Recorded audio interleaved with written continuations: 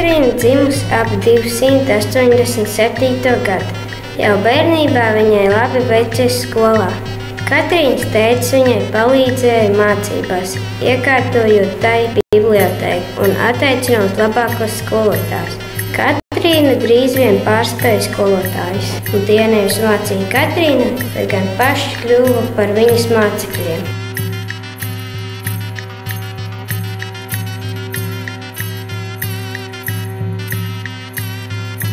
Beidzot pienāca Katrīnas 14. dzimšanas diena.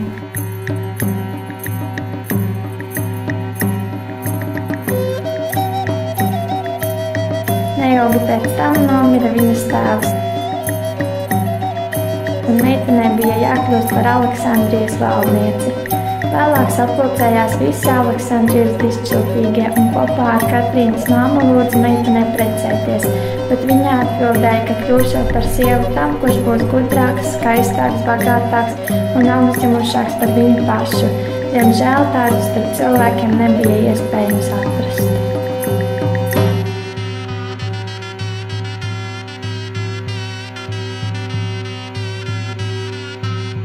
Adrians kādu dienu pastaigājās pa savas mājvietas apkārtni. Viņš sastapa visdājāko un apburošāko dāmu, Svēto Mariju. Marija uzrunāja Adriānu, lai viņš dodoties uz pili, uzmeklēt Katrīnu, lai pastāsta, kad viņas dēlam piemīt tās īpašības, kuras piedēvējas Katrīna. Adriāns vaicāja, kā lai viņš tiekot tur iekšā. Marija teica, lai viņš neuztraucoties un lai dodoties uz pili.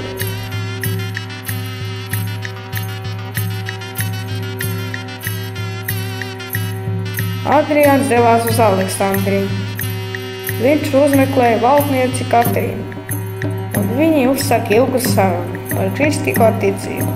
Sarunādamies viņi izgāja no pils un arī vēlāk no pilsētas, līdz attapās, ka nokļuvuši tuksnesī, un vairs nezinu, kā no tā izkļūt. Kad Katrīna un Adrians sāka jau bažīties, ka tos saplausīs plēsīgie zvēri, austrumu virzienā viņi pamanīja viskrāšņāko pili, kādu jebkad redzēta.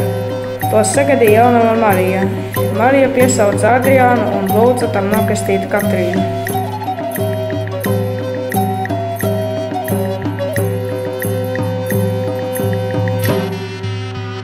Marija aizveda Katrīnu pie Jēzus, un viņi apprecējās. Debesu galvas līksmoja un gavilēja. Kad Jēzus izgājis, Katrīna saprata, kad atrodas vecā mājā. Tur bija Adrians, kas viņai mācīja visādas gudrības.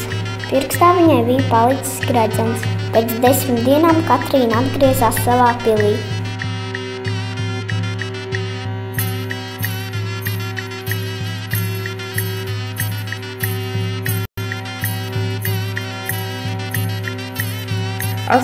Gadīgā Katrīna atteicās ziedot pagāniskajiem dieviem un devās pie imperatora Maksentija ar lūgumu pārtraukt sodīt kristiešus.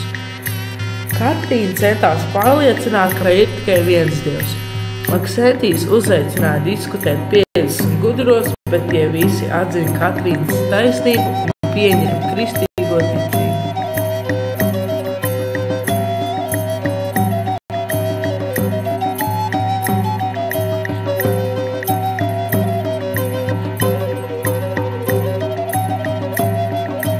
Neskatoties uz neveiksmi, imperators Maksentijs bija pārņemts ar vēlmi panākt, lai valdniece Katrīna noliedz savu dievu un piedalās dziedošanai romiešu dieviem.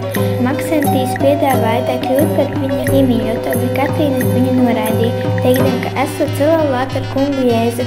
Maksentijs to izdzirdis, kļuva ārkārtīgi nikns un pavēlēja Katrīnu ieslūdzīt cietumā, kur tai bija jāpaliek 12 dienas uz maizes un ūdens. Bet pie Katrīnas ikdienas slepeni ieradās balta dūja, kas tai pienesa brīnišķīgus ēdienus un dzērienus. Pēc 12 dienām pie viņas ieradās Maksentijs, un viņš šoreiz piedāvāja Katrīnai kļūt par viņa sievu, bet arī šoreiz Katrīna atteicās sacīdama, kuru tu izvēlētos manā vietā karali, kurš ir dižens, spēcīgs, brīnišķīgs un taisnīgs, vai tādu, kurš ir vājš, nožēlojams un nekrietns. Aizkaitināts Maksentijs nekavējoties pavēlēja Katrīnu sodīt ar nāvi. Mirušās Katrīnas ķermeni eņģeļi aiznes uz Sinaja kalnu, kur pēc nepilniem 300 gadiem tika uzbūvēts Svētajai Katrīnai veltīts klosteris.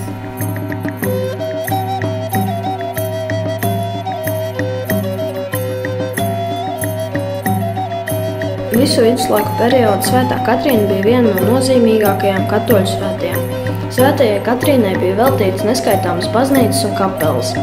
Katrīna par savu svēto aizbildni bija izraudzījušies skolotāji, skolnieki un universitāšu studenti, īpaši meitenes un sievietes.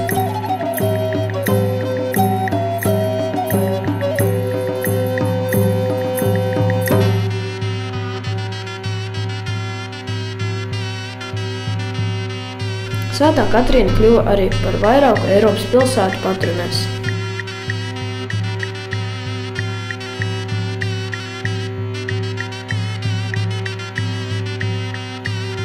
Pāršķirot cēsu vēstures lapas puses, uzzinām, ka daudzas vietas viduslaiku cēsīs bija nosauktas Svētās Katrīnas vārdā. Pat cēsu kontura zīmogā bija Svētās Katrīnas attēls. Nav šaubu, ka Svētā Katrīna viduslaikos ir bijusi Cēsu pils aizbildne.